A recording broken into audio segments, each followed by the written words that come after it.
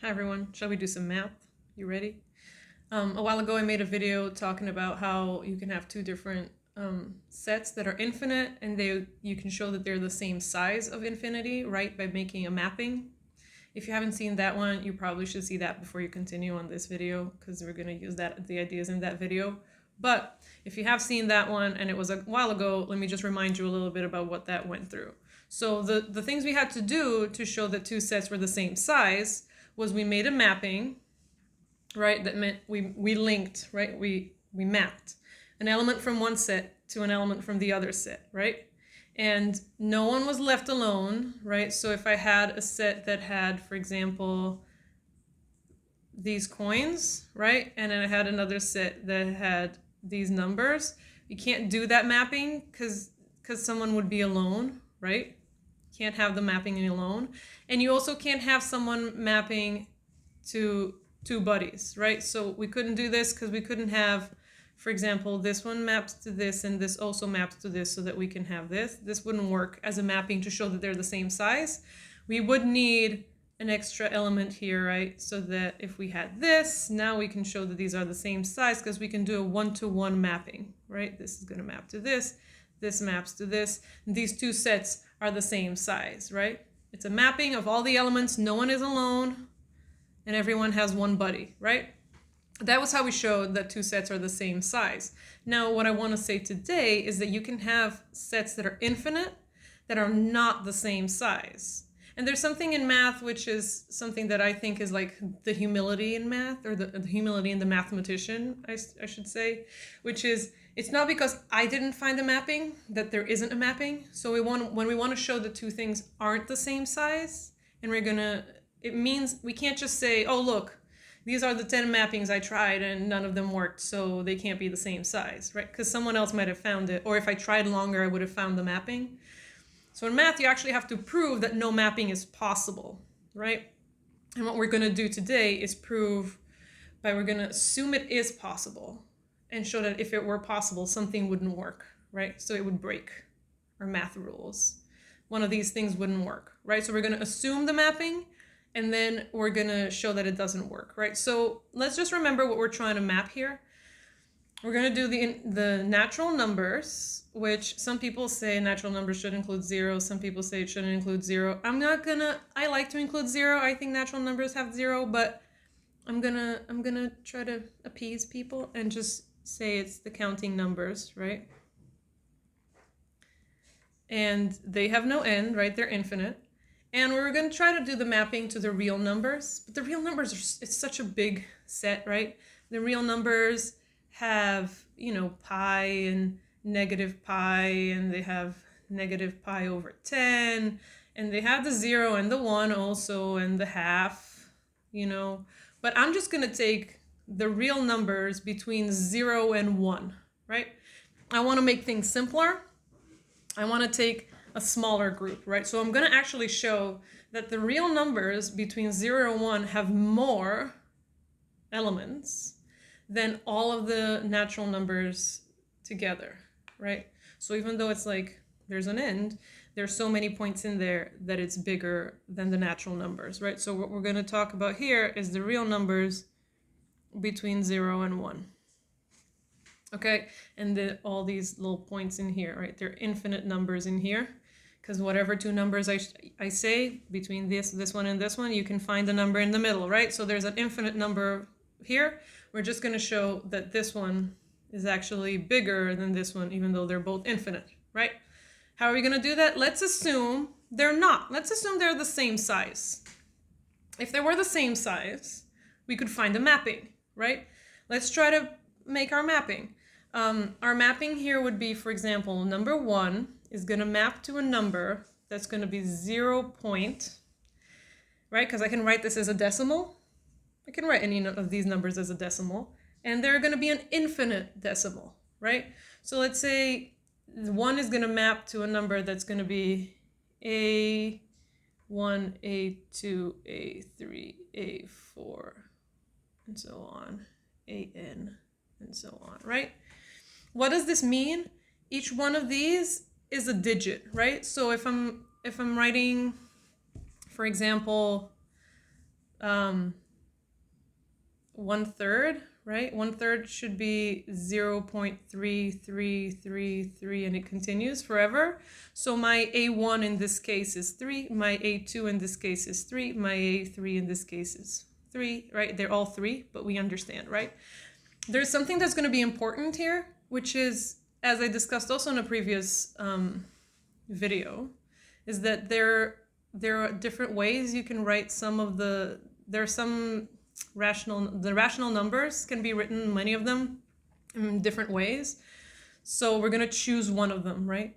So for example, I could write 0.5 is the same as 0.4999, and we can't have that in this situation because we want a one-to-one mapping. So if we're accidentally writing it this way and this way, then it's not going to be a one-to-one mapping, right? So we have to pick one, and I'm going to pick that. It doesn't matter, but I'm pretending I'm picking this one, right? So if I were writing half in this notation, my A1 would be 4, my A2 would be 9, and then 9, 9, 9, 9, 9, right?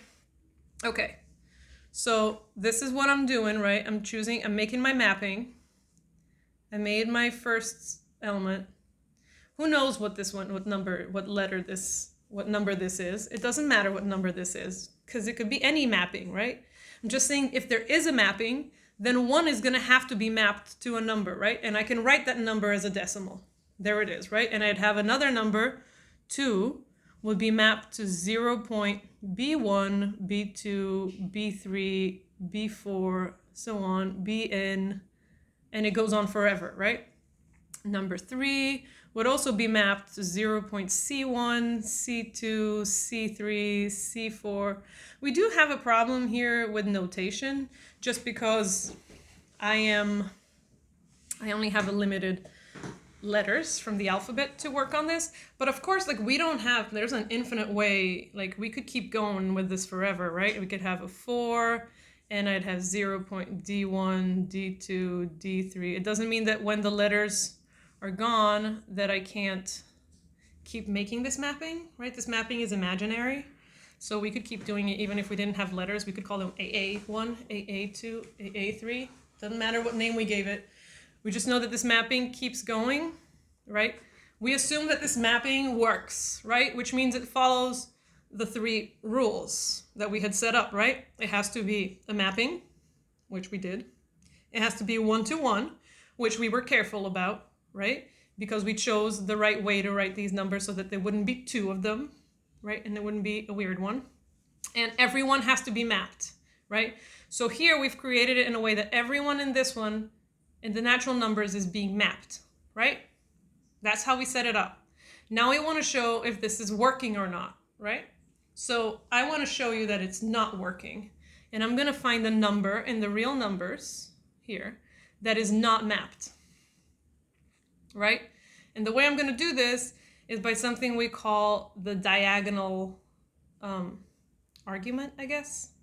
So what we're going to do is we're going to create this number that's a real number that is not listed, right? And how I'm going to create it, this new number, I'm going to write it here on the side in red because it's going to break everything, right? This is the special number. It's going to be 0 because it's got to be between 0 and 1, right? And what I want to do is I'm going to choose, if this number here is a 1, right? If A1 means 1, then I'm going to call the first digit in here of this number 9. No, sorry, 9 is not a good number. Let's call it 2, right? So whenever a letter here is 1, I'm going to choose 2. If it's not 1, then I'm going to call it 1. I'm going to select it to be 1 because I want it to be different, right? So if this one's 1, I'm going to call it 2. Let's assume it's 1 and I call it 2, right? So my first digit here would be 2, right? So I'm picking this number here and I changed it, right? If it was 1, I put a 2, and if it was not 1, I put a 1, right? So for sure, this number here is not going to be equal to this one, right? For sure, because that digit's different already, right? So now for this second number, for this one here, I'm going to take the second number, so B2, and I'm going to look at it.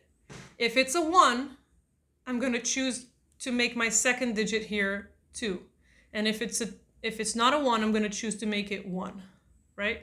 So I'm only choosing, you notice that what I'm doing is whatever number I'm picking, it's either going to be here is going to be a number that's going to be 0.2s and 1s, right?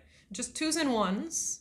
And if they're going to be a 2 or a 1, depending on whether this one is a 1 or not, right?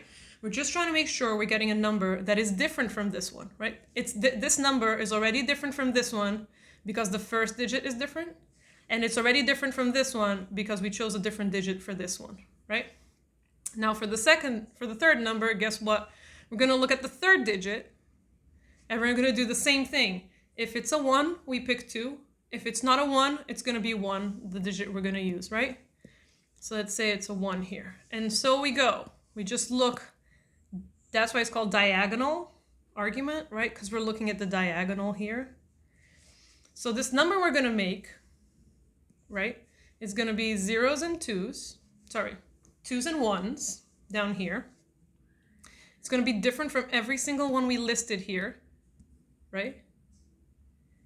And it is between 0 and 1, right? So it's a real number between 0 and 1 that didn't make our listing, right?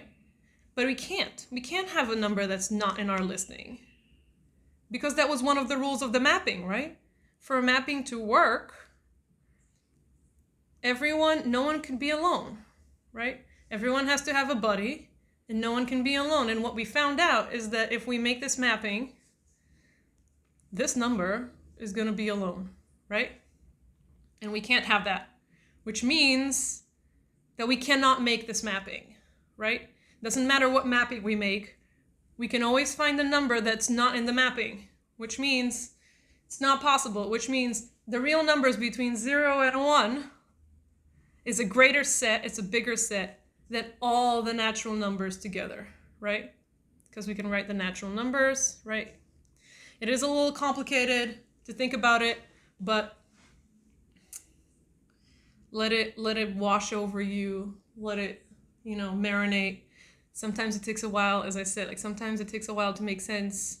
Sometimes you need to watch it again. Sometimes you just need to have a shower and let it,